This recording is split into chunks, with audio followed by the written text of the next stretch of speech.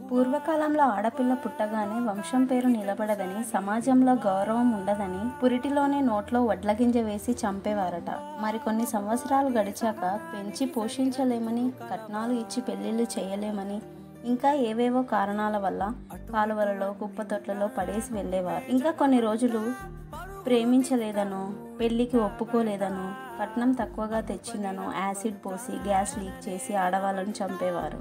కానీ ఇప్పుడు బాల్యం, యవ్వనం, వృద్ధాప్యం అనే తేడా లేకుండా అత్యాచారాలకు పాల్పడి ఆడవాళ్ళను, చిన్నపిల్లలను చంపుతున్నారు. ఇంకా రాబోయే రోజుల్లో ఆడపిల్ల బ్రతుకు ఎలా ఉంటుందో అని ఊహించాలంటేనే భయంగా ఉంటుంది. ఆడపిల్లని కనాలని అనుకునే ప్రతి తల్లిదండ్రులు నా కూతుర్ని ఎలా పెంచాలి, ఏం డ్రెస్సులు వేయాలి, ఏం తినిపించాలి, ఏ స్కూల్కి పంపాలి, ఏ కాలేజీకి పంపాలి అని, ఎలాంటి భర్తను తీసుకురావాలి అని కాకుండా, తల్లి గర్భం నుండి బయటపడ్డ సెకండ్ నుండి ఏ మగాడి రాక్షసత్వానికి బలి కాకుండా నా బిడ్డను ఎలా కాపాడుకోవాలి అని ఆలోచించండి. తల్లిదండ్రులు కూడా అబ్బాయికి అమ్మాయి పట్ల గౌరవం, మర్యాద ఉండేలా పెంచండి.